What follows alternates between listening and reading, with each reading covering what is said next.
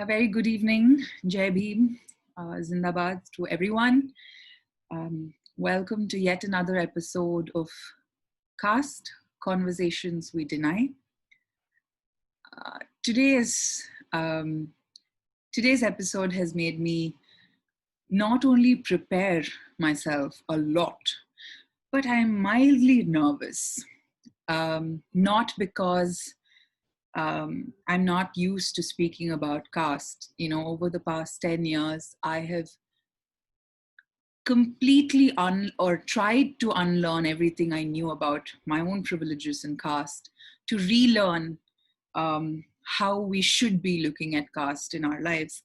But because I'm going to be speaking to somebody who has, through the past decade, made seminal contributions to dialogues around Dalit history. This conversation, the idea for this conversation happened because all of us were reading a lot of news about what was happening in the Black Lives Matter movement. Over many weeks, we have seen statues that commemorate oppressive histories that have been brought down across the world, around the world. And there were some striking images that kept coming back to us. And I was trying to sort of put all of these images and see how they will play in perspective to our lives in India here. And I think when I say our lives, I'm a sweeping, generalized Savarna body. So ideally, we should be hearing these things and how to contextualize what is happening in the global platform from people who understand it through lived experiences, what it is like to wake up and go to bed in and around histories that oppressed their everyday lives, glorified all around. And that was sort of the quest that made us want to initiate today's conversation. We're calling it History is Also a Privilege, because through these conversations, we're trying to identify what are all the privileges that a Savarna person or an upper caste person in this country is born and living with. I'm someone who strongly believes that the onus or the burden of educating us should not fall on the people who are already fighting oppression. However, I've also come to understand that it's only through their voices that we will actually be able to realize some of these truths. And in that effort, I'm going to welcome my guest. But before that, you know, these statues around the world being brought down sort of made me think about my own surroundings and the statues that I have grown up with. True, arguably, having been raised in Tamil Nadu, Ambedkar and Periyar are two statues that I've always witnessed. In fact, looking at their statues on a day-to-day basis on my way to school and back from school was one of those triggers for me to try and learn about them. It's true. But we also have statues that glorify a lot of things that are today become very, very harmful to our sociopolitical existence. For instance, I'm sure this is going to kick up a bunch of controversy, but I live on a street which is adjacent to the Mount Road in Chennai, the Anna Salai in Chennai. And there is a very prominent, huge golden statue of Muthuramalinga Thevar. He undoubtedly is known for his contributions to the freedom struggle. Yes, he was part of the Forward Bloc. He was part of the movement that was against criminalization, the bringing of the Criminal Tribes Act. But today, that statue every year is celebrated and glorified as the Thevar sort of identity. His caste identity is so loud that on a particular day every year, I can't step out of my house because thousands of young men throng the streets wearing these t-shirts loudly proclaiming their caste. And honestly, another thing I've realized when I, since growing up in Tamil Nadu is also put me in this place where I understand that Brahmanism is not relegated to just Brahmins. Brahmanism is an ideology that permeates the life of anyone who wants to oppress another. It is a practice that is pervasive in so many cultures. So in Tamil Nadu today, so many caste atrocities, and we are on one of the topmost states, I must tell you, so many caste atrocities are committed by communities that are agrarian, communities that belong to the middle castes. And I find it difficult to understand, how do we divide this image of somebody who was a contributor to a freedom struggle versus the same figure turned into a caste oppressive sort of identity today. And we can quote the Statue of Unity, Patel's statue, as an example as well. His contribution was something else, but what he is being symbolized as today as part of the fascist dialogue is completely different. So these are some of the ideas that were brewing in my mind when I wanted to build this conversation, and my team helped me put together a bunch of questions that we're going to ask our guest. I'm very happy I feel very honored, because it was not easy to get Sanghapali Aruna on my show. When I messaged multiple times, called, I knew why it took me a while to get through to her. It is because caste isn't necessarily the space where Savarna voices should be, or at least speaking against oppression is not where we should be. Welcome to our show, Sanghapali Aruna. Thank you so much for agreeing to be with us. And we are very thrilled to have you on the show. Thank you, Radhika, and Jai Bhim to everybody, and Jai Savitri. Jai Bhim, Jai Savitri to you as well. Sanghapali, I think your prominent sort of identity in most of our minds, especially the progressive group of people, we know you as the founding director of Project Mukti. We know that you were sort of part of the ideation team that brought together Dalit History Month. And obviously, we all know about that beautiful moment where you stood up to smash Brahminical patriarchy. I think I want to start off with saying kudos. I think that moment is etched in history forever, and it was brilliant. Thank you so much. I think it's the work of Dalit women, and also the friends and people that really loved us, who backed us, and who supported us in fighting back the Brahminical patriarchy, of course. Yeah. Excellent. Thank you so much. I think that's where I want to sort of start off from. In my introduction, I was talking about how in the past couple of months, we've seen strong images from around the world of statues and plaques commemorating racial segregation being pulled down. Black Lives Matter activists have called out this glorification of oppression through publicly reclaiming sort of historic moments, right? And this recalling historic moments for the oppression that it cost on somebody else's life. I would like to begin with your thoughts on that. I would say that history has always been oppressive. It's not just, I have not seen a history where I would feel very glorified about, because my communities have always been kept aside in the historical process that's documented or that is available rightly to the students or youth or anybody.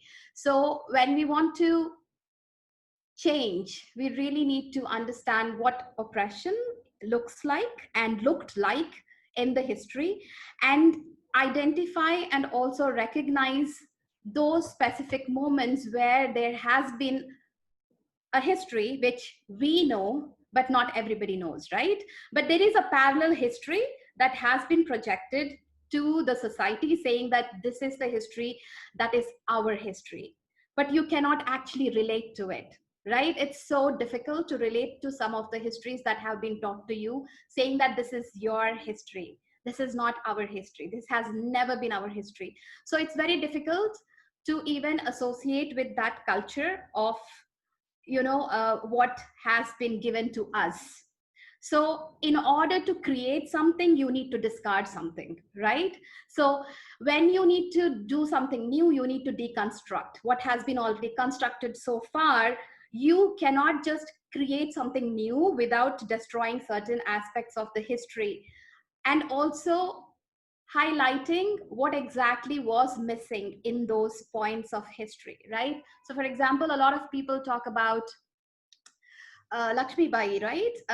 Jhansi Ki Rani Lakshmi Bai. And I think as a student of Kendriya Vidyalaya, I was like so proud. And I also remember singing songs of, praise and everything about all the gods, all the historical figures. And now when I come out, I had come out of that school system. And then I recognized, the real leaders on the ground. Like when we talk about, um, Jhansi Ki Rani Lakshmi Bai. At the same time, there were figures like, Jhalkari Bai. At the same time, there were figures like Savitri Bai Phule. At the same time, there were figures like Fatima. So Fatima Sheikh. What happens is, unless and until we bring these alternative histories, and while you're bringing these alternative histories, nobody will be ready to accept them. So you need to counter the existing histories, right? You cannot just walk saying that, hey, this is the new history. No, you have to create a space for the existing history that can take place parallelly with the history that has been given to us. So I would say that deconstruction is one of the ways, breaking the structures. When we said smash Brahminical patriarchy, it was basically because we don't want that to exist at all. It was existing for so long. If you want to create a society where you see that there is so much of equity, equality, it means that you need to break the discriminatory methods, you need to break patriarchy, you need to break misogyny. So while thinking of the positive steps, there is always another aspect of destroying something that has been negatively impacting the society. That can be history, that can be any kind of discrimination. Yeah. I think your response leads me directly into my next question. Before that, I think we must relook at calling our history, or the history that you are talking about, as alternative, because I think in this climate, it should be concurrent. It should be history. Let their history be alternative. I think this should become mainstream history. But that aside, let's talk a little bit about Dalit History Month itself. Why do we need a special month in a year to recall Dalit history? Engage with me a little bit, because to a privileged Indian, say, Dalit history is limited to two things. Okay, like Okay. if I had to say to a privileged Indian, an average privileged Indian, Dalit history is basically two things. One is Ambedkar, right? And this other very far away, vague image of untouchability and subjugation. We feel like, oh, it's all things of the past, it's not history, it's something of the past, but it's not history. So if we put this in context of what is happening in the world today, isn't it in direct contradiction to pulling down markers of oppression? For instance, pulling down a statue is saying we don't want to remember oppressive history, right? So why Dalit History Month is different, and what prompted you to start it? Okay, so pulling down, I would say that pulling down something which is oppressive is not that we don't want it to be existing, but also saying that we condemn this. We don't agree to what this is, and we want to fight back. Of course, we don't want it. Yes, that is the end of it. Like, that is actually the ultimate goal. But I think by discarding certain things, we are saying that we do not follow the system, the structures that you have put in place and you impose on us, right?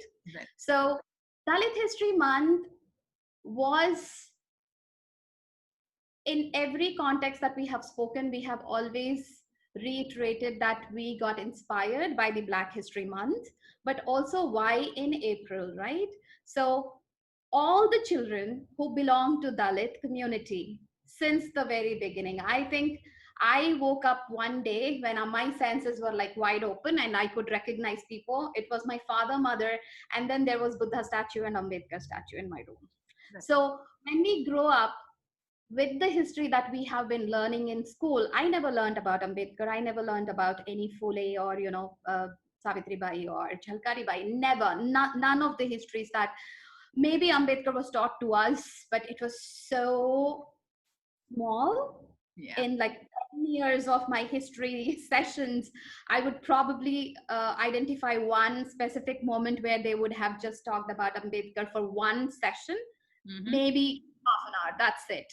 So apart from that, the history that I have learned would be from the community that I was growing up with, Right. or let's say the Ambedkarite movement that was existing around me. Not everybody would talk about Ambedkar. The only people who would talk about Ambedkar is also those who are slightly woke, understand that their community is existing in these positions because of the fight that Ambedkar and his, supporters and his uh, friends put up to make sure that we live in dignity, right? So for us, that is the moment. And if you ask any of those children who grew up knowing Ambedkar, they would say that they would have not celebrated their birthdays ever in any of those, growing up years. They would not get anything new unless it is April 14th. Right. So April 14th was the day that we always looked up to, when we would be like, getting some good stuff, good clothes, good food. And also it's a celebration. Like, it's not like, I wouldn't even recollect if I had celebrated Diwali or celebrated Holi. Holi, of course, is not there in South India, but Diwali was there. Like, everybody would celebrate Diwali and we would actually sit at home and then we would do some work. But for us, those moments of happiness, those moments of respect and dignity was the day of April 14th. So we always look for April, right? So Right. it's not a story that's just of Sanghapali. It's of so many people right there who are listening to me. I'm sure they will definitely nod their heads saying that yes, they would look forward for April. So April month holds such an importance for us. And it's also like, I wouldn't say that it is confined to April month, but definitely that is one way we want to focus our whole history, talk about it, celebrate it. We can celebrate the whole year, but let's just come together, because it's not very easy for everybody to come together, because in this current scenario, it's very difficult for a lot of people to come together every time or every day of the year or so. So we wanted to focus and celebrate and bring everybody together. You know how people celebrate December 6th, and how not celebrate but then pay tribute to Baba Saheb Yeah. Ambedkar. How people celebrate April 14th, they go to Diksha Bhumi, they go to, various Ambedkar Bhavans and they celebrate it. So that is the reason why we need to also make sure that this is a larger celebration of resistance, not just Ambedkar Jayanti, Right. but we have Ashoka, the great Ashoka, who was born in April, the, Mahatma Phule, who was born in April. So it's like bringing all these people together and their history of, resilience and, resistance. Everybody, whether it is Savitri Bai Phule, or whether it is, down south we have Dakshayani Velayudan, or many historical figures. We want to celebrate them all together in April. And not just that, but also we want to remember the pain and the sufferings along with the resistance. So everything comes together. It's like a mix of, emotions, and mix of joy, happiness. And I think it's about, like, empowering each other. It's like saying that we stand by each other. Yes, it's like, oh my gosh, I can't think about it. It's really so exciting to talk about Dalit History Month, because when I started associating myself, I remember in 2014 it was planned, like it was conceived, like, we wanted to celebrate. And then when we were about to launch, it was the greatest moment that we felt, like, coming together, all the Dalit women, bringing so many people together, working towards making it happen. And now it is like a world phenomenon. Like everybody celebrates Dalit History Month. It's not specific to any group True. You actually. know, I think Dalit History Month has made sort of such large contributions in getting young people's attention towards, because it's not just, I love how you call it a celebration, and it shows in your spirit, in your face when you talk about it, how it is really sort of reclaiming these joyous moments of and moments of pride, where historically so many people who belong to the communities that face even today oppressions have created history, right? And just in that celebration, I think, just by the sheer fact that your content is so strong and so well designed and so visually appealing, you've brought together so many young people who may have before this been completely cast blind to talk about, to read and understand Dalit history. So I think it's a big contribution you guys have made as far as educating privileged caste young people. And I really have to congratulate you for that. I would like to thank all the team members because there are like researchers and the technologists, working all throughout to create stuff, design stuff. And I think the research team is the biggest, I mean, asset for all this because they are doing the core part of bringing these stories and also reaching out to the community members to get the stories that are really forgotten, that are really not known to many people. Even Dalits, a lot of Dalits don't know about it. Right. I feel that there are times when I felt, looking back at our history, there is one person that we really revere, like, Ambedkar. I really love him and we admire his, large contribution. It's like we could have never imagined anybody else doing it, but he did it. But along with him, there are so many. Um, Sanghapali, I think your video and your audio is stuck. Um, Yeah, you're back. okay. Hear me. Okay. So the thing is, when we look back, even for Dalits, when we look back, as you said, what are those moments of pride? It shouldn't be just April 14th. It can be one of it, but there has been many days like that. So there are so many days in the history that we can call as, the most important days where the community has come together to fight back. So when we talk about those things, I also recognize that there are many Dalits out there who do not know this history. So it sometimes make many of us step back a little bit to own it. You Right. know, there is something there that you can own. You can proudly say that this is ours.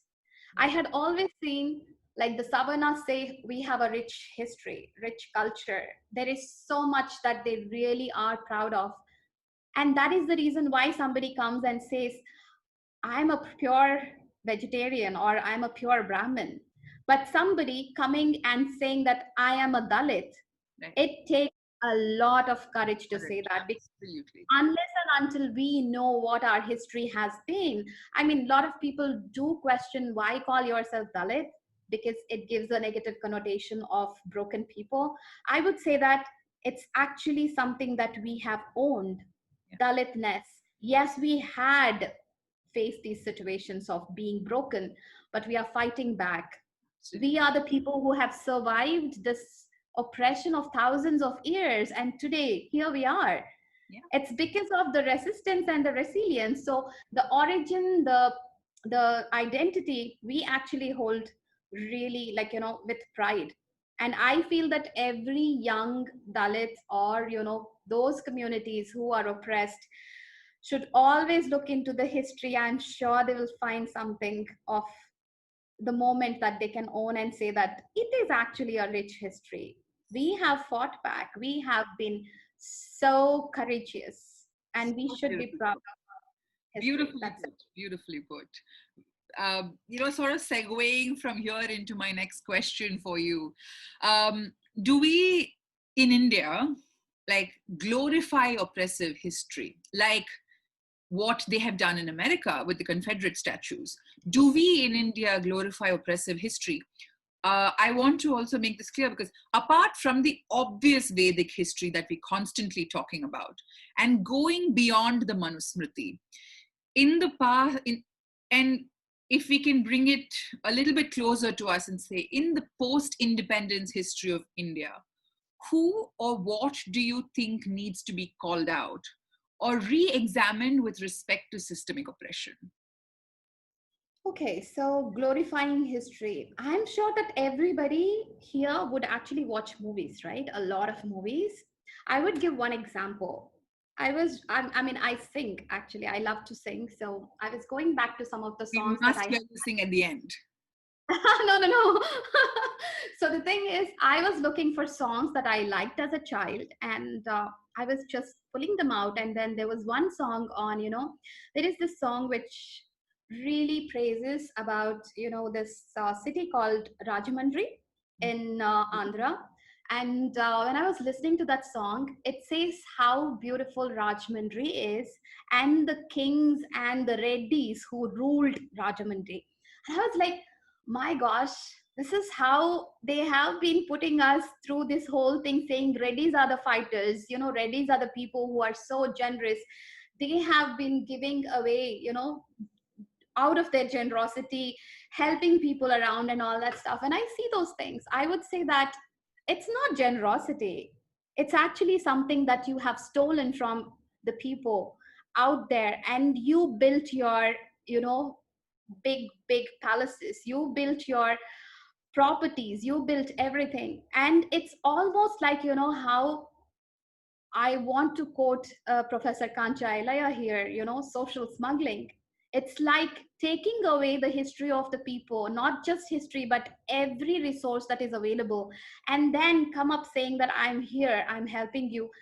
This history is not at all helping. Actually, it's something which is so oppressive, but we are showing it as a glorified history, like showing that the Reddys have been good, or the, Naidus have been good. I come from Andhra, so I'm talking about these issues because I clearly see how even today in the mainstream, popular culture, you see how the upper caste and savarnas are giving away and have been generous.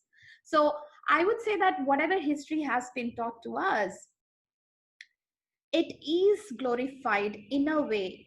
And as I said, the history is oppression. I would say that whatever has been taught to us had been an oppression, and that has been glorified, right?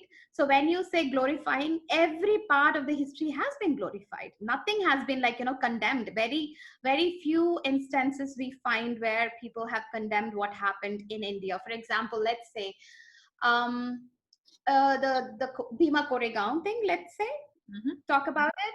So it's basically fighting back the Peshwas, right? The Dalits were part of the British and they fought back the Peshwas. Now, the Peshwas fighting with the British would be glorified, wherein they would have killed so many Mahars and Mangs and Matangs. And I'm talking about subcaste because they are all part of this, Yeah.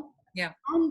And that would be glorified. So when you see that, it's not just, when people have occupied or captured, or they have created kingdoms, the people who really were killed were the Dalits, Bahujans, and the tribals, right? So when you are praising the history of great kings and maharajas, actually you are not addressing the issue of how oppressive the system had been.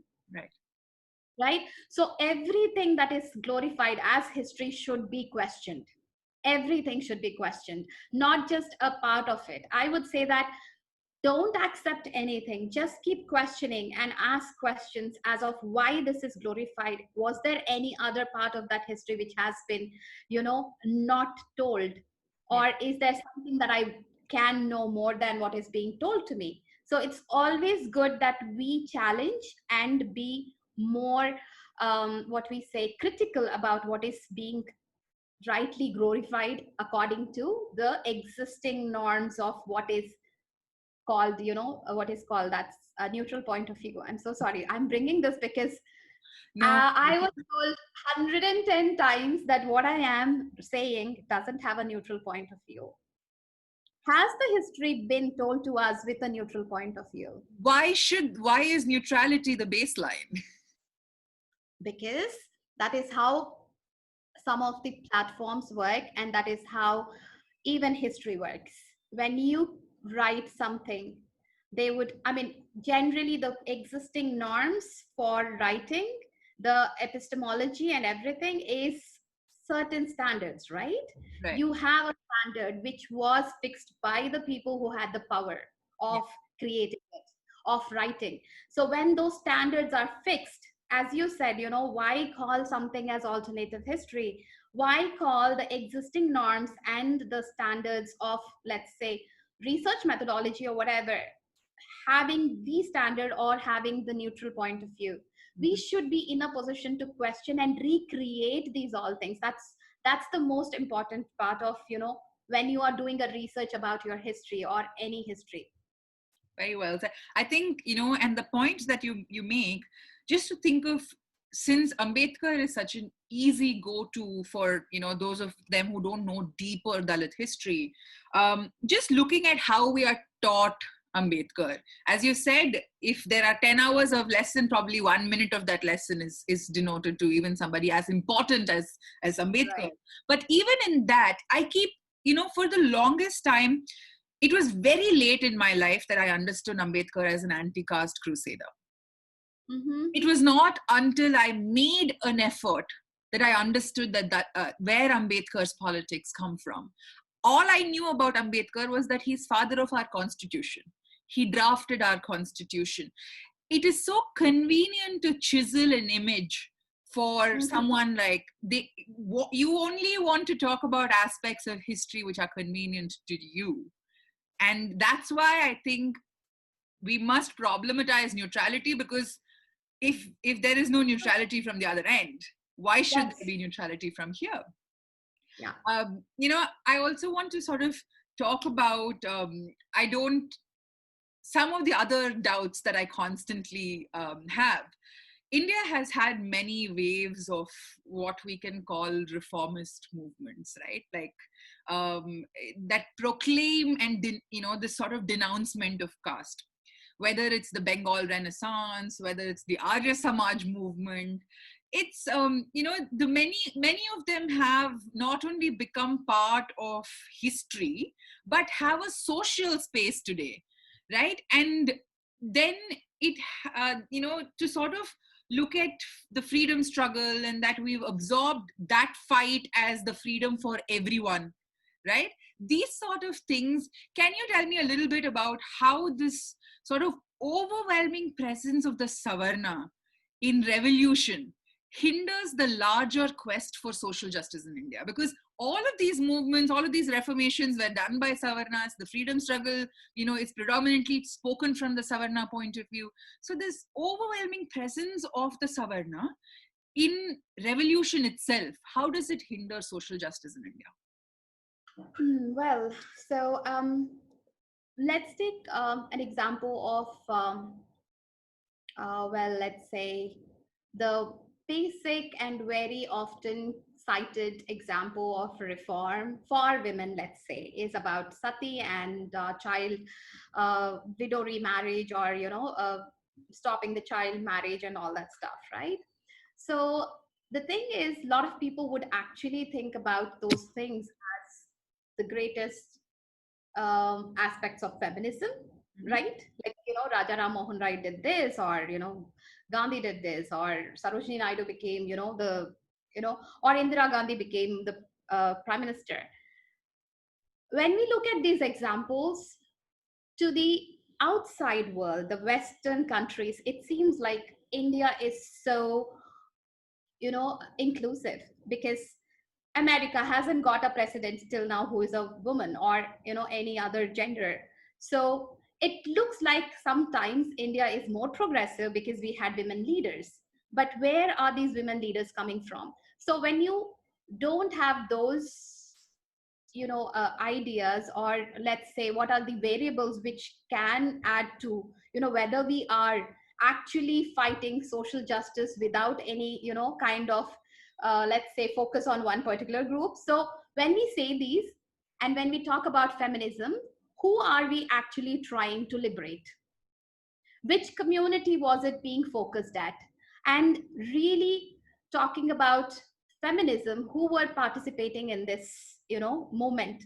So as long as we don't identify, for example, I believe that in 2011, when I would say comparing, because I was actually moderating but at the same time comparing a show where we brought in a lot of faculty members to talk about Savitribai Phule on her Jayanti, January 3rd. And I was walking out of my classroom because I was supposed to prepare and, set up the whole thing. And my classmate was asking me, where were you going? I said, I'm going to an event where we are celebrating one of the feminists, in history. And she was like clueless about Savitribai Phule. I went there and I spoke about Fatima Sheikh, and then everybody was clueless there. So, what I would say that the more and more we figure out that these are the feminist figures and we focus on those figures and keep talking about those, we need to have somebody talk about, the Dalits or the OBCs or the oppressed community members who you may not have heard about Savitribai Phule 10 years back or 15 years back. It's because as you said, and or you're asking the question, how is it actually hindering the social justice movement? Because social justice is all about identifying whoever had been part of these moments, right? When we are erasing some of the names proactively, not stating them and deliberately avoiding them. For example, Ambedkar was never recognized as a feminist. Ambedkar was never recognized as a philosopher. Even today, it's a fight to explain to people that Baba Saheb was a feminist and he holds so many feministic values.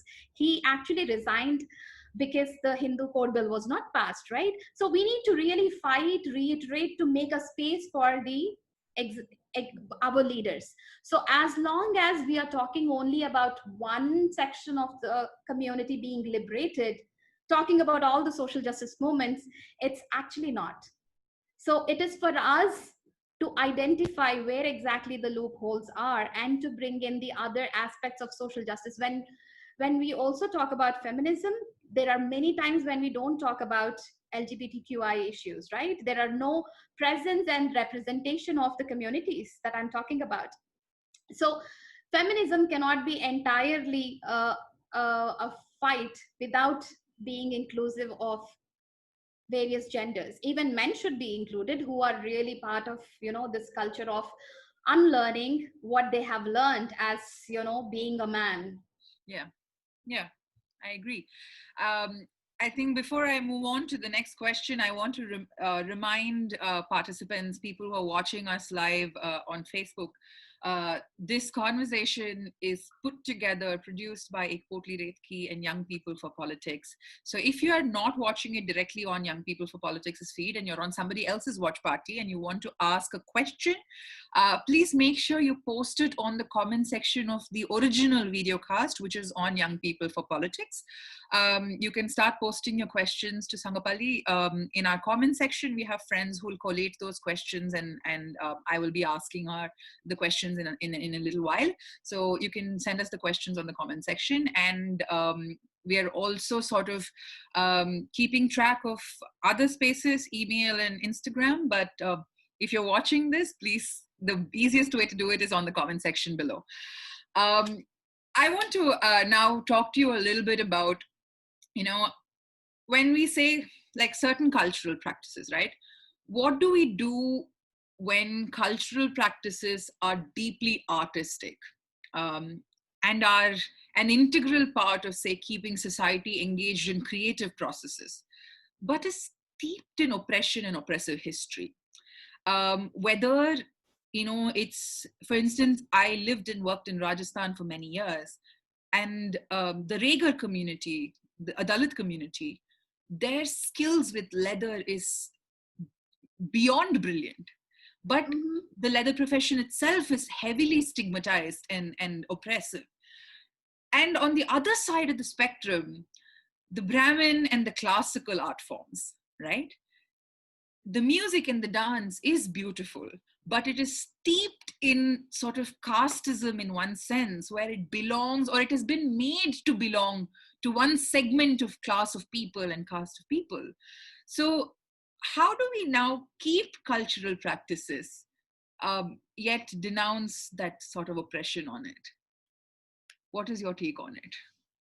Um, so some of the traditional dances that we talk about have also been, I mean, there is always definitely some kind of history that we have to, again, as I said, we need to really look into the original history Yeah. from the people. So there are many of the forms of folk dance or music that has been appropriated into the mainstream today, which is like owned and only represented by savarnas. Mhm. That's another question that we may have to ask later. But then when we see certain forms of art as sacred, Mhm. and some of the arts not sacred, because leather comes from skin, which is like, again, you know, something that people, I mean, the sacred people who believe in sacredness, they want to keep these things away from them, right? So you want to do business, but you don't want to get involved into creating anything out of it. You always want the regular community or the people who are into tanning and, you know, picking up carcasses of the Yeah. cow, right? So now the art forms are also divided into these sacred and non-sacred. So as long as we have this, you know, this difference, we have, we cannot bring many people, it cannot be inclusive. The question is how we can be more conscious about bringing people from different communities to also be part of these sacred forms of art that we are talking about, right? So for example, I remember one of my friends who is Malvika Raj, another Dalit woman and artist from Bihar. When she looked at Madhubani and she looked at how the art only portrays about Krishna and, you know, various Hindu gods and deities, she was like, this is something that can also talk about, you know, oppression. This can also talk about something about, you know, the other cultures, other communities. So she brought up different imaginations of Madhubani, which portrays Ambedkar and Buddha and their, you know, life Yeah. Yeah. and everything. So it cannot be confined to one particular community at all, because it was never part of these communities. It might have been, but then if you go back like hundreds of years back, it was from the communities that have been, you know, let's say some of the communities that play drums in marriages, Yeah. some of the communities that play drums during a death ceremony, Yeah. right? Even today, there are people who play drums, which are sacred again. Some Yeah. of the drums are sacred. I don't know how it can be. And some of the drums, the parai and everything is very much confined to a particular group. And only certain communities play those drums. Yeah. So, like segregating these art forms as Dalit or Brahmin, or, you know, we cannot. These are the basic forms of culture that has connected people Yeah. over ages. You know, it's like a generational thing which people have brought and they have connected through these forms of arts. And we cannot actually tag them as, you know, only Brahmins can learn certain forms of art or only Dalits can learn certain forms of art. So it's actually another fight wherein we have to bring in another inclusive form of art.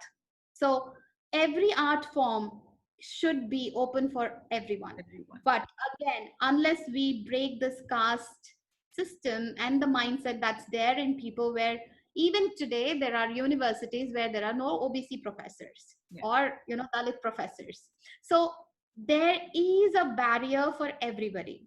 You can reach up to a certain level anywhere, whether it is academics or whether it is arts or anywhere. It's to a level, to an extent, people can fight back and they can come. And then that is the part of the savarnas to step back. That is where the solidarity comes. It's I have been in this social justice movement for so long, and I take time to explain what solidarity means to people. Solidarity comes where you identify when to step up and when to step down, right? Right. So whether it is music, whether it is history, whether it is, any form of uh, culture that we are talking about, it's important for those who are in power, it's important for those who represent those forms to step back and make it available to everybody, because it is everybody's. You cannot restrict music, or you cannot restrict any art form to any particular group or community. So well Not at all. said. Solidarity is about knowing when to step up and when to step down. So very well put. um, you know um, just to quickly share a story. um, I was traveling in Uttarakhand with a bunch of young women, and we were documenting the dhol playing dholi community in Uttarakhand. And a very profound statement that a very experienced ढोल player made was, ये जो हमारा ढोल है वो मंदिर के अंदर रहता है, जब Mm-hmm. बजाना है उसको बाहर लेके आते हैं, हम बजाते हैं, हम Mm-hmm. कभी मंदिर के अंदर नहीं घुसते, हम मंदिर के बाहर खड़े होते हैं. So the instrument, and they say that dhol is supposed to be, in those cultures, supposed to be the voice of Lord Shiva. They say it's the voice, it's the closest thing, it can talk to him. That's why they play the dhol so fervently. So if it's the deity, and immediately after the deity, the next big thing is the dhol player, the person who makes the dhol speak, is oppressed. So he said, हमें हमारे life में कभी समझ में नहीं आया how this oppression works. इसका तो कोई मतलब नहीं है, लोग करते हैं क्योंकि वो कर पाए, because they are capable of oppressing the oppressors. There is a history about Lord Shiva also, which says that Shaivism is completely different from Hinduism, because Absolutely. again, considering Shiva to be a person who comes from the forests and the tribal areas, he is not actually the person who the Aryans believe as a god. Actually, he's not an Aryan god at all. So there is so much history that we can actually explore to know and Absolutely. identify. That's so important, because Shiva comes from ash, right? Like a lot of people who actually are followers of Shiva, in wherever you see, they're filled with ash. And also, Shiva lives in a cemetery. Yeah. No god will actually live in a cemetery. He does not belong to that community. So that's one of the things.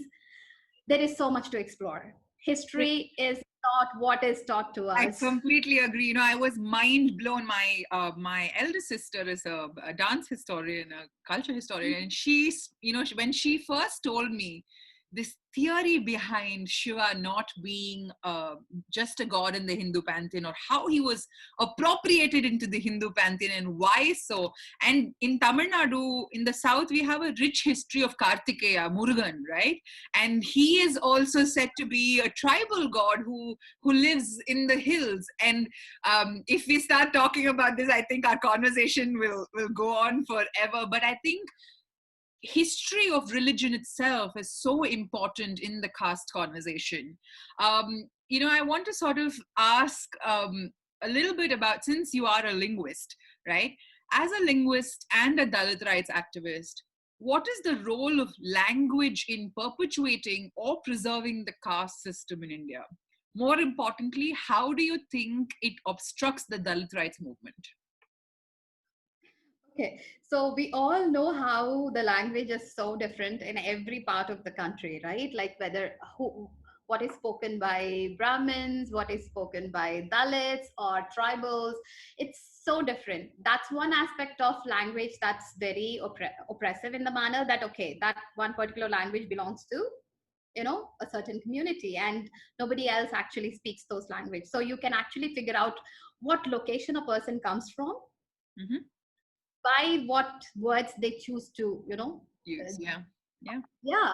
So you don't need to really say that we are Dalits sometimes, because the words we use probably can make us identify as Dalits. I don't need to say that, hey, I'm a Brahmin, and then I use certain words, and then you will be like, but you don't belong to this community because you're using certain words. So caste is not just in the surname, it's in the language that we use. And oppressive language, oh my gosh, linguistics, when you go back to how to identify or how this particular language actually perpetrates more casteism, every single swear word that I have heard so far, it's either casteist or sexist, but most of the time it's casteist. Like, for example, I remember when I was growing up, my friend would come to me. I mean, unfortunately, I was the only Dalit student in every class that I had been. I don't know why, because I think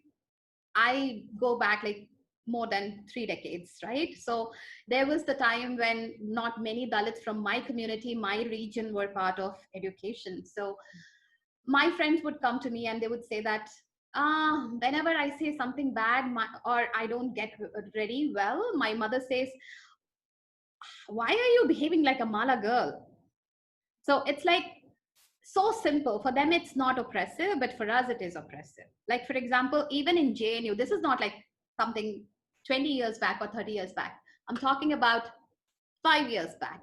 Somebody from the hostel would call another friend of mine, तुम्हारी जैसे नीच जाति लोगों के साथ ना मुझे बात ही नहीं करनी है. It's like those words, those phrases not only exist in the communities that are oppressive, but they have become a core part of the moments that we are actually trying to build. Yeah. So I remember when we try to go for a protest, थोड़े लोग बोलते हैं, क्या चूड़ी पहन के बैठे हो, क्या उठो खड़े हो जाओ, औरतों के जैसे क्या बैठे हो. So even in protests, when people are protesting for something, really great cause, okay, and then they make these comments, I would be like, hey, we need to really step back, think about the language that we are using, and also see that there are many women who are actually at the forefront, breaking the barricades, going forward, fighting with the police, facing the tear gas and everything. You cannot talk ki औरतों के जैसे चूड़ी पहन के बैठे हो, या whatever.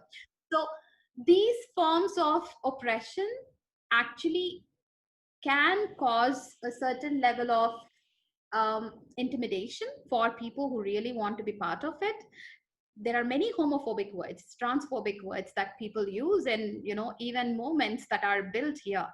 So movements should be aware and be cognizant about what are the space. I mean, what are we creating? What are we trying to create? Is this particular language going to liberate us, or can these statements be harmful to anybody? If it is, and it cannot be helpful for anybody's liberation, then it's better for us to just discard them. It's very important to discard certain phrases and languages in our culture that only cause harm. And I believe that chamar is also something, like, for example, there are many words that we may proudly say that in our culture, like, Dalit hu, main bol sakti hu proudly. But if you call kya Dalit, you are a Dalit and you should be in your position, it's a different thing. Or even you call somebody a chamar or a chuda, it's a derogatory word, right? So there is always something that we can think about. I mean, Salman Khan and even who is that, Shilpa Shetty, were actually, they made statements like, मैं जब घर पे रहती हूँ तो मैं एक what is that? कैसे दिखती हूँ? Oh my gosh, I don't remember the word, but they used a word which was like Dalit. I mean, it's like denigrating Dalits. So उनके ऊपर किया गया. So linguistics as such takes two roles, as I said. One is identifying different kinds of language and dialects that are used in certain communities.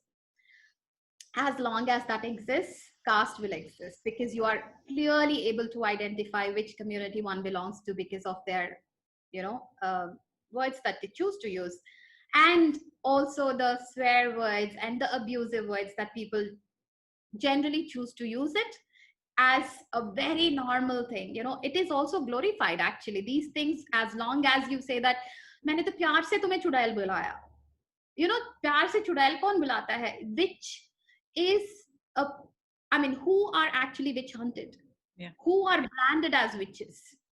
It is Dalits, it is tribal women who are branded as witches. उनके चेहरा को black कर दिया जाता है, naked parade किया जाता है. आप जब किसी को चुड़ैल बुलाते हो, you are not just calling somebody, a name, a term, but actually it's a history of oppression that comes. So we need to identify what is the history of oppression of these words and terms that we keep using, and try to consciously make an effort not to use them. Yeah, or completely. They're so normalized. I see young people talking like that. I think in Tamil Nadu,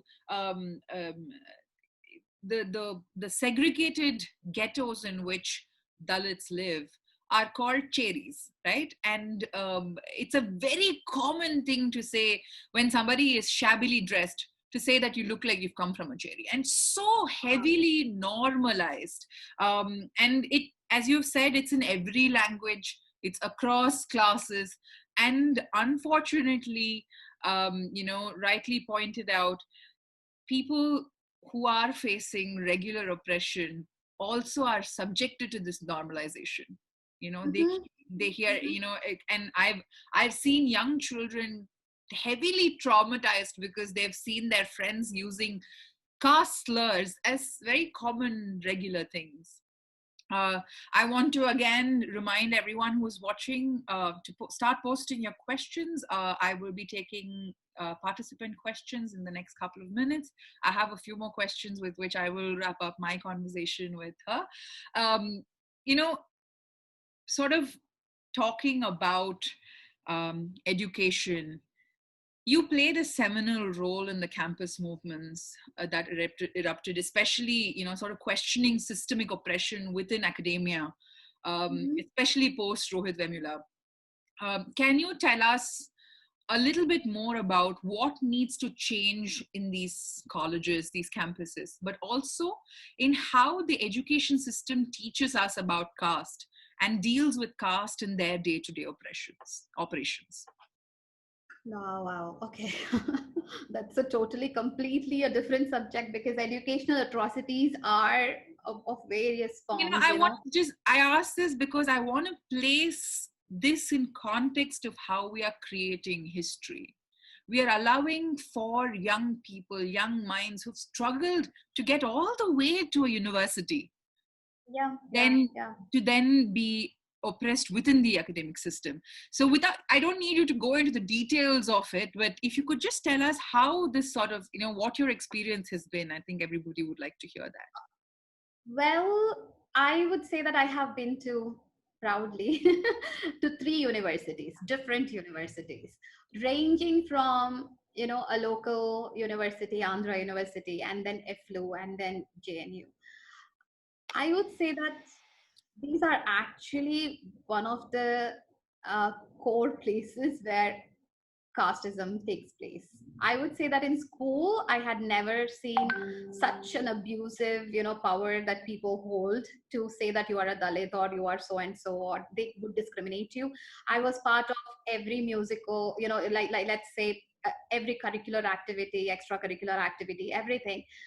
But when it comes to universities, it's not just the academia, in the sense, not just in the sense that whether you are performing in classroom or not, but even outside the classroom, how you interact with your students or your friends, or rest of the community members, or even people from different other student moments. Every experience actually tells us that there is some casteism in it. One example that I would like to quote is, when I first entered Andhra University, I remember that, there is this farewell and freshers you have generally, and also elections. These 3 are the things that I notice, where for farewell and freshers, there are separate groups, like for the Naidus, for the Reddys, for, Dalits. I don't know, Dalits never came to me and saying that, you are invited to the freshers party. But there are community members who make sure that they have these events only for their community members. And then there would be picnics, where generally college picnics hote hain, we just go there, but that is also very, very focused on communities. So if you belong to a certain community, only then you can be part of it. So obviously you are isolated if you are the only Dalit available, or let's say you are out of 100, you are like 3 people. So you are left out, whether it is in politics, whether it is in classroom, whether it is in engaging with others, like, peers. You don't have friends much, like, who you can have a, lunch or dinner or go out with. So certain aspects of isolation makes you feel that you don't fit into the society. So there is a possibility of depression among students because of the various forms of oppression that happens in universities. That is one of the examples. And when it comes to JNU after 10 years, maybe, or maybe 15 years later, I find that this is the same thing that is existing even now. It's like, I won't say that they have community parties or events or whatever, but there are places where you can be part of if you belong to that particular section. Like, for example, if you're able to speak English, you can be part of a certain class of members or group of people. If you speak Hindi, you can be only with other groups. So this discrimination actually happens because most of the people that come from our communities, they hardly ever get a chance or exposure to be in a culture where they're speaking English all the time. It's very difficult, right? And I see that many of my community members speak such real good Hindi, but still they feel that they are not being included in these spaces where only English is part, like, English mein hi baatein hoti hain. So they feel left out. Yeah. And these things we need to be aware of, how we can be more conscious about how we are using language, caste, or everything together as a system where we are actually excluding certain parts of or certain members of the community. I'm not just talking about the moment that I was part of, but everywhere. It's difficult for us to survive if you are prominently advocating for Dalit rights. Yeah. Because you become a problem. I got my, it's my personal example. My thesis or my synopsis was rejected thrice just because I was advocating for Dalit rights, or just because I was actively part of the student politics on campus, right? And the person who actually rejected was one of the members who actually celebrated Governance Day. I don't need to say her association, but I remember that is what happened. So many of the students are either failed in classrooms because they feel that they cannot speak English, or they cannot cope up with the subjects, or they cannot interact with other students. And we have advocated for students to have these remedial courses separately, but also not just for the namesake of having a remedial course, but also somebody who really can understand the caste, gender, and class aspects, and bring that intersectionality to teach remedial courses. It's not like somebody belongs to a community and they're very good at English, you bring in and then you ask them to teach somebody who doesn't speak English. बहुत बार ये होता है कि you are kicked out of the classrooms, और आपको campus से निकाला जाता है because you don't fit into that culture. Yeah. You don't fit into those systems. So these are some of the problems. Fee hike, some of the problems. People coming from different class backgrounds where they don't have proper even pakka road, concrete roads are not available, electricity is not available. They are students here who are solely surviving on the scholarship that is coming from what they actually rightfully earned through UGC or through RGNF or whatever, and that those scholarships not being provided to students on time, and how they are surviving on the campus, how they are being suspended just because they have raised the voice against the fascism that is there existing on the campuses. We all have seen that. I think It's across all the universities, the same story as Rohit Vemula or Delta Megwal or, Sunita down in Chennai. So I think it's same everywhere, and it's been the same for a longer period. There should be some kind of intervention, but I think at this moment, these interventions have been good to an extent. But I think as long as we have the current system in place in every university, I don't want to take the names, but everybody knows what kind of system is in the on the campuses, the gurukulas. We cannot change a lot Rightly of stuff. said. So we Yeah. need to change the system. We need to actually destroy the existing system and then create a new one again, or fight back. I mean, again, there should be a revolution. There should be a major revolution to bring back what was there before. Thank you very much for answering this question. But um, before I go on and ask the audience questions to you, this has piqued my interest because the current establishment and the sort of we keep calling it fascist regime, but I think it's also a heavily casteist regime that we have going on in India. The speed with which they appropriate history, whatever history works, including the appropriation of Ambedkar, sort of coming back to culture, coming back to history, with the speed with which they are able to appropriate these things. I'd like to understand from you what this overall casteist fascist establishment is doing to Dalit lives in India and Dalit history in particular. It's actually erasing a lot of Dalit history, first thing, because it's creating a different history altogether by saying sometimes that Baba Saheb was, he went to the camps of this RSS camp where he was like so happy because RSS camps do not have casteism, because he asked somebody, it seems, how many Dalits you have in the camp? And then the head of the RSS said one day, that there are no Dalits here. You can ask if there is any Dalit and ask them to step forward. And then it seems Baba Sahib asks somebody, whoever is Dalit, please step up, step forward, and nobody steps forward. And they say that, oh, this is like a system where we are creating, there won't be any casteism, there is nothing. It never happened. This is something that's such a fake, a history that people have created. And this is being circulated through WhatsApp, Facebook, whatever platforms that they have hold on, right? So everything that they are creating and circulating it to prove that Dalits are part of, this particular Hindu Rashtra, creating Hindu Rashtra or whatever, it's very problematic, and it's actually creating a lot of conflicts and break in the not moment, I would say, but many people who are not educated, let's say, those people who do not know the history. Yeah. That is the reason why history is so important. Yeah. Those who haven't got the chance to go and learn from somebody, I wouldn't say that education being only schools or whatever universities that we are talking about, but basic awareness. A lot of our people do have community gatherings where they speak about various things.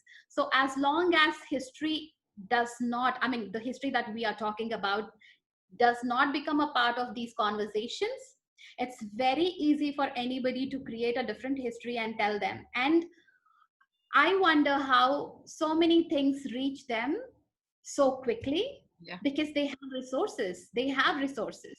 There was a time when we all have seen that migrant workers did not get chance to travel to their cities because there was no help. But during the same time, there were so many LEDs that were actually set up in the remotest of the remote areas of every region in India. So that fast they are. It's not just fastness, it's about how much resource they hold in their hands. And we don't have resources. Like if I'm talking now, I'm sure hardly 1,000 or 200, 2,000 people would watch it over the next 1 month or whatever. But their shows and their videos reach out to like thousands of people. That is how they are trying to reach out to people and create a network. And in order to break that, we need to create a larger solidarity, because Right now, the solidarity that they have got is only through a Hindu Rashtra, forming a Hindu Rashtra, because they know that there are majority of the Hindus on this, in this country, and they will definitely believe in it. And creating a lot of Islamophobia, a lot of, even casteism, for example. I mean, even within communities, they are creating problems, right? So Absolutely. it's by creating divide and rule, like, they are dividing every one of us and then trying to bring in whatever history they can. So as long as they are creating history, we need to be more cautious about what we are saying to people, what we are talking about. And I think that's why we need to as aggressively campaign for what we won't call it alternate history, but history itself that speaks truth. And we must make it a habit to call them out as casteist and not just fascist entities, because unless and Absolutely. until we call them out as casteist entities, casteist regime, casteist, entitled sort of this powerhouse that, as you said, is amassing resources and using it to divide and conquer. My final question to you, you stepped on solidarity, and that's my final question to you before I open the floor for audience interaction. What are we, all the well-meaning Savarna progressive types, doing wrong in our allyship efforts? Okay, so actually we had written a very nice book which talks about deconstructing, or what is that called, decolonization, and we called it as de-Brahmanizing. And we have one of the chapters which is called How to Be an Ally. I would definitely forward that to you, but I think Please do. times most What is the book called again? I think it is Our Story, Our Knowledge, Our Stories. Okay, I will forward. Yeah, okay, it's please do, and we would like to share it with the larger group as well. it's written by 4 groups actually, and then across the world. So it's like Indian Dalits, and there are different other groups like the Native Indians from America, and there are other groups from Bosnia, like the LGBTQI group, and of course some of the Savarna allies that we have. We wrote this book, and it's available on what is that, academia.edu, I Yeah, don't know. right, right. That's there. But yeah, first step of being an ally is to recognize the privilege that one holds. And also, there is always one thing that we feel is that when we step into spaces, I do understand that these spaces have often been held by, or for a longer period held by, the Savarnas. So obviously, Savarnas feel that they know more better than us sometimes, and that is also there. Okay, I'm saying sometimes, being very modest, but it's not sometimes, it's more actually. So when the feeling comes that somebody knows much better, and the current group that is coming into these spaces need, hand holding, that is when I feel like, no, it is not. Right.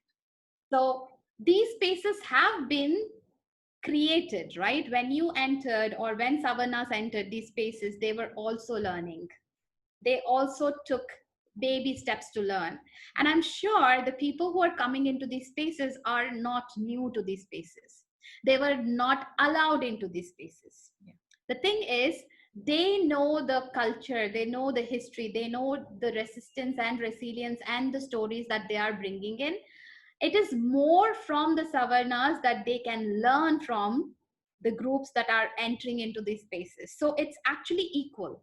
Yeah. One is learning from the other, but probably we are, whoever is privileged, like for example, even I have certain privileges, and when I am bringing somebody into the space that I already am occupying, there can be spaces when I feel that somebody is doing a mistake, but I don't need to point it out. Let's allow people to learn. Let's allow these spaces to be occupied by everybody. Let's allow to create an inclusive space. So when we feel that we are privileged, and when I say privileged, I think it's a very vast term. because privileges come in various forms, right? For example, I got good education, but at the same time, I am vulnerable to some of the aspects. So being very specific and focused about what are the privileges and where exactly I am supposed to shut my mouth or step down is the basic, ally solidarity or whatever step. It's the baby step, I would say, for any one of the people that have privilege. I think I'm going to learn when to step up and learn when to step down tattooed on my forehead. With that, thank you so much, Sanghapali. I think I'm going to now open the floor. There are many, many questions that are coming in. Remind me before, when we wrap this up, a few colleagues of mine and I sat one whole evening and came up with gender and oppression neutral, or tried to come up with gender and oppression neutral swear words. So I'll share them on WhatsApp with you. I can't share them on live here, but I will definitely share them on WhatsApp with you. Okay, so the first question is from Swarna Maya. She says, history is interpretation. Therefore, it always has tremendous scope to reinterpret every aspect of human history that is oppressive. For example, traditional history traces human history via people whom it identifies as first Indians, and that paves the roadway to Aryan indigenous debate. But today, genetic studies is helping reaffirm the history of migration in a very different light. It would be amazing to trace Dalit history from the prehistoric times. It's the time now to do it. Does the Dalit History Month collective think of this as well? Like, is there an effort to look at the prehistoric Dalit history, is what she's asking. I think Dalit history, we never felt like modern Dalit history or prehistoric, because we would say that specifically, we have never got into this conversation about Aryans or Mul Nivasis and all that. I would say that we shouldn't go into that, where we can talk about somebody has come from outside, they should be kicked out and all that stuff. No, when we are existing here, how well we can exist together by respecting each other's spaces and culture, and that is the thing. Still identifying how oppressive the system of migration has been too. Like, when I go into a space, like for example, recently we were talking about the CAA, right? We were talking about how we are planning to bring a lot of people from outside. But there are also concerns from the indigenous people, where they have questioned, rightly saying that when there are majority of people that come into one space and they start co-opting the whole thing, and then they get the power and everything, right? So we need to look at these two aspects from both the sides, not from one particular side. So let's imagine that whoever is right now existing in this current scenario, Indians, how can we exist understanding our own oppressed behavior and how the others have been oppressed, right? So how we can talk about coexisting together, understanding each other's privilege and also vulnerabilities, helping each other, and creating a space where we don't segregate one culture as yours or one culture as ours. But at the same time, I, being a Dalit and follower of Ambedkar, I would always say that there are certain things that probably I won't accept because they are harmful or they hurt the communities. So is there a dialogue that we can create, a space where we can have a dialogue about understanding what are those popular mainstream culture that is oppressive to certain communities, and how can we minimize that? Right. Yeah. Great. Okay, so the next question is from Arugya, and they are asking, do you think there can be something like Dalit patriarchy, or should it be termed as patriarchy among Dalits? Okay, so there has been a lot of controversy around this one, I believe, because I remember when I spoke about smash Brahminical patriarchy, and the same question was asked, I did say that patriarchy in general is Brahminical because the practices and the manifestation that happens is very casteist, right? Because we are bringing caste, gender, and sexuality, everything together, and looking at patriarchy, how it affects each and every community, especially the Dalits. So there is ideally supposed to be like Brahminical patriarchy within the Dalits, right? So it's not just patriarchy. It's very specific within our culture. And when you come to Dalit patriarchy, this term definitely has a lot of connotations. And I would say that it's because controversial. I don't want to take any stand at this moment, but I would say that it's important for Dalit communities to recognize that there are so many practices that we have which are very, very, very patriarchal. And they may not be equal to what Brahminical patriarchy is. They are different, they are certainly there, but identifying that itself is becoming a problem a lot of times, right? So there can be academicians who have come up conceptualizing Dalit patriarchy. I wouldn't say that that's wrong. There can be Dalit patriarchy, there can be Brahminical patriarchy, but there is Brahminical patriarchy within every community that we have today existing on this earth, right? Like at least in the Indian and South Asian context. Yeah. I think in our previous episode, we had Seminal speaking to us, and she very beautifully said, we must understand this concept of social upward mobility. And patriarchy is an assimilated culture from Brahmanism that is permeated into the Dalit cultures as well. So there is no escaping the truth that patriarchy comes from the Brahminical sort of. So the next question is from Kamachi. And she's asking how to move towards policy and budgeting exclusively for Dalit women. Wow. Okay. So there are many policies in place for Dalits and for women separately, right? But I think very few policies are there which are very specific to Dalit women.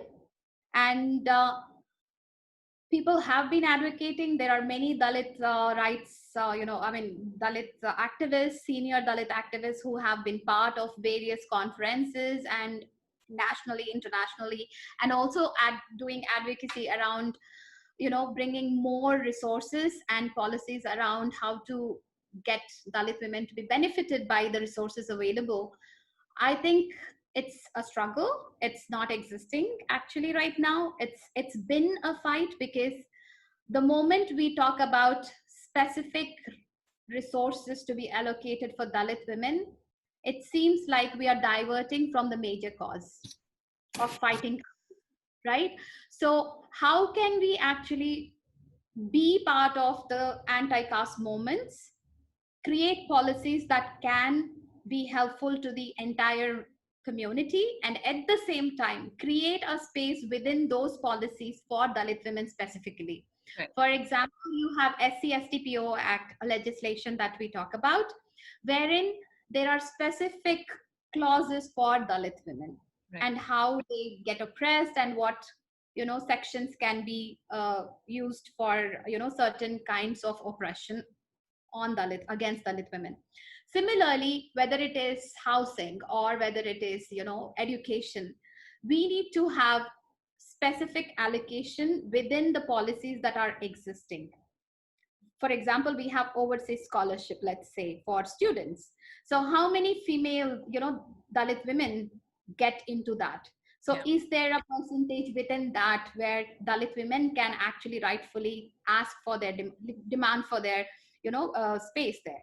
So we need to create as a major community work. As we are fighting casteism, we are also fighting parallelly patriarchy. Similarly, we have to create those spaces within the existing policies and also ask for new policies for the community. Very well, thank you. I think we have time for one or at the most two more questions, guys. We need to wrap up. So Nisha has asked, as the guest rightly pointed out, oppression is linguistic, cultural, and so on. This shows that the Dalit history is vast and there is a lot to know. What would you suggest to a young person who is new to politics to start with regarding Dalit history? Any books or a specific way that I can start it? Wow, okay. So, of course, there is one seminal work of Baba Sahib Ambedkar, which is like often quoted. Of course, Annihilation of Caste. That's one thing. But there are many, many other books about, who are the Shudras, what did Gandhi do, Gandhi and Congress do to the untouchables. There are many, many books, and also Phule's books. But apart from that, I think if you are looking at a contemporary, culture and everything, you need to follow certain uh, handles on Facebook or Twitter or Instagram, because these books do give you a historical perspective of where we stand. But the existing work from the scholars, like Dalit History Month has a page which is on Facebook. You can follow that. And also we have a timeline that we have created which is there online, that can be there. And I think one of the ways to look at Dalit history is about understanding how we can archive those stories that are there. They cannot live forever on this digital platforms or anywhere. Creating a library, we have been thinking about having a vast library and a museum for Dalit culture. Wow. It's so important because we are talking now, there is so much that we have, but if we have to preserve that, we need to have a system in place. And that system can be a museum or a big place where we can store and restore all these stories and documented history or undocumented history, bring in more stories and everything. Most of them can learn from, I don't say don't go into the libraries and talk about, walk into the library thinking you'll get a lot of Dalit history. You are not going to get it nowhere, actually. It's only by communicating with the community members. That is one of the basic things. Be aware of who you're talking to and what are the questions that you can ask when you are meeting certain people. It's okay to say that I don't know. I want to learn and I want to know about something. And by interacting with the community members, as I said, it's the most important thing. Step up there, of course. As people who've learned to unlearn and relearn, when you do make the library and museum, please count our team, Young People for Politics in Ekpotli Retki, as any kind of support that you would require us to do. I mean, it's not like okay, Sanghapali or the team is going to do that. I think it's something that I'm putting it out. If anybody has ideas, they can also join us, and we can actually do This it. will be incredible if something like this is achieved.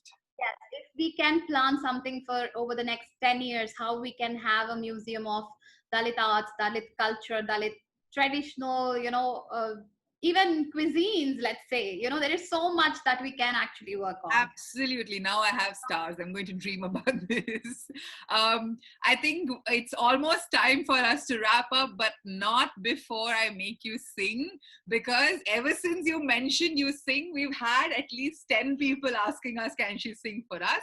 And my team, whom I'm very thankful for because they help me do all the base work I need to put these shows together. They've also sent me a message saying, don't let her go without singing.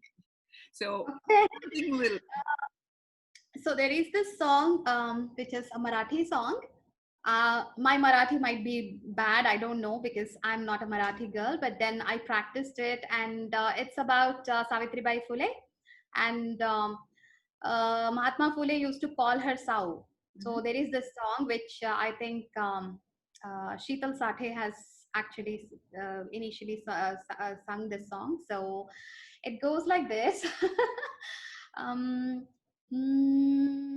Sau, पेटती मशाला साऊ, आगती जलाला साऊ, पेटती मशाला साऊ, आगती जलाला साऊ शोषितांची ढाला शाहू अ, फिर बाद में नहीं आता sorry Thank you so much. शोषितांची ढाला साऊ मुक्तीचा पाऊला this this is the Thank you takeaway. so much. That was wonderful. You have a beautiful voice, and I believe, singing, dancing, just celebrating culture is such a strong Right. way of asserting history itself. Thank you so much, Sanghapali Aruna. It's been a Yeah. pleasure and an honor to have you on our show. Thank you so much. It's really a pleasure to be here. Thank you so much. Jai Thank Bhim to you, you. everybody, and have a wonderful weekend. Thank you so much, Jai Bhim and Jai Savitri to you.